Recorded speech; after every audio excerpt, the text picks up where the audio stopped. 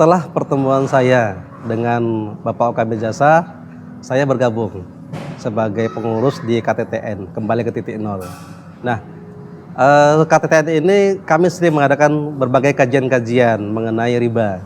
Nah, pada suatu hari, Ustaz Oka mengajak saya, ayo Bang Ramlan, kita ikut MTR, Masyarakat Tanpa Riba. Kita ikut acara Bang, namanya SMATR hari itu. Seminar sukses mengembangkan hal tanpa riba. Diajak saya pada bulan Agustus 2018. Karena paksaan beliau, saya sebetulnya awalnya itu tidak mau. Tapi beliau ngajak terus, ayo Bang Ramlan, harus ikut, abang harus ikut. Oke, kalau gitu. Tapi saya belum ada uang Pak Oka, udah nggak apa-apa. Pokoknya untuk abang saya kasih harga yang spesial. Waktu itu kalau saya tidak salah itu harganya 1.450.000. Tapi untuk saya dikasih 900.000. Oke lah, kalau gitu saya ikut.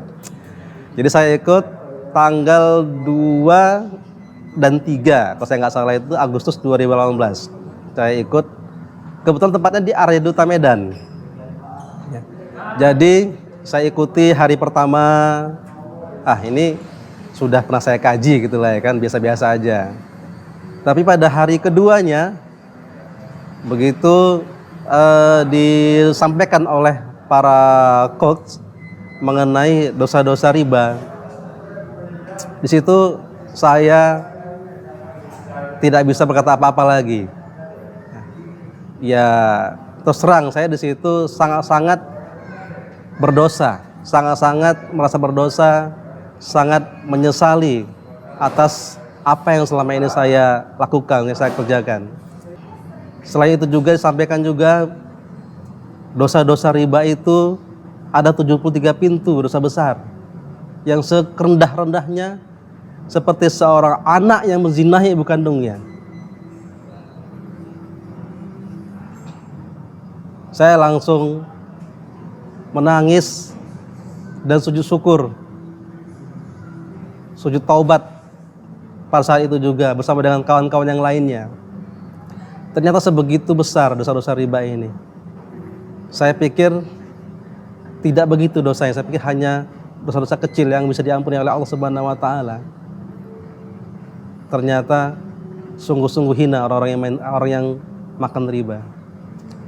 Dari situ saya buat komitmen untuk tidak lagi bermain riba, menghentikan riba. Memang saat itu saya masih ada pinjaman salah satu bank nasional yang masih lancar. Begitu mengetahui, saya langsung stop pembayaran ribanya dan saya lunasi. Memang butuh waktu 6 bulan saya melunasinya. Nah, setelah proses saya itu, saya sekarang mulai untuk membangun kembali kehidupan saya dengan keluarga saya. Alhamdulillah, semenjak saya tidak lagi bekerja di bank, anak-anak saya yang tadinya kurang sehat, yang sering bolak-balik masuk rumah sakit hampir setiap bulan, sekarang tidak lagi Pak, sudah sehat, alhamdulillah.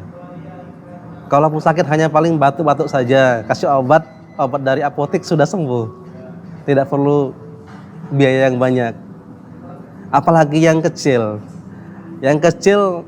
itu kan dilahirkan setelah saya tidak lagi di bank. Lebih sehat daripada yang 2 orang, lebih sehat daripada 2 orang. Tidak diimunisasi. Kalau yang abangnya kakaknya semua lengkap Pak imunisasinya.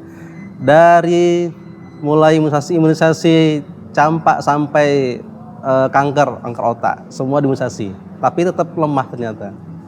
Kalau yang satu ini luar biasa, sehat. Nah, bergilir berjalannya waktu, ya sekarang saya punya usaha di Tanjung Morawa. Saya buka usaha ATK, alat kantor, kemudian ada seragam sekolah, ditambah dengan saya buka agen susu Supergot Kambing Etawa dengan bubuk gula aren. Nah, itu salah satu cara saya untuk meningkatkan omset saya. Kemudian saya juga buat sirkah parfum Arab dengan teman-teman saya kuliah di Magister Manajemen. Alhamdulillah bisa membantu untuk tambahan penghasilan saya. Kemudian saya juga menjadi reseller untuk bank madu yang ada di Tapsel. Nah, walaupun hasilnya tidak sebesar pada saya bekerja di perusahaan bank, tetapi cukup untuk menghidupi keluarga saya dan barokah. Alhamdulillah. Itulah yang saya rasakan setelah saya tidak lagi terlibat dengan riba.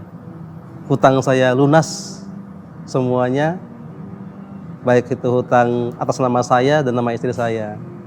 Dan sekarang saya bergabung dan aktif di masyarakat tanpa riba untuk mengadakan event-event. Saya ikut terlibat SMATR, PBTR dan lain-lainnya. Jadi saran saya kepada sahabat-sahabat saya yang masih bekerja di perbankan, yang masih terlibat terhadap utang riba, segeralah hijrah. Karena orang yang paling berani itu adalah orang yang makan riba. Kenapa?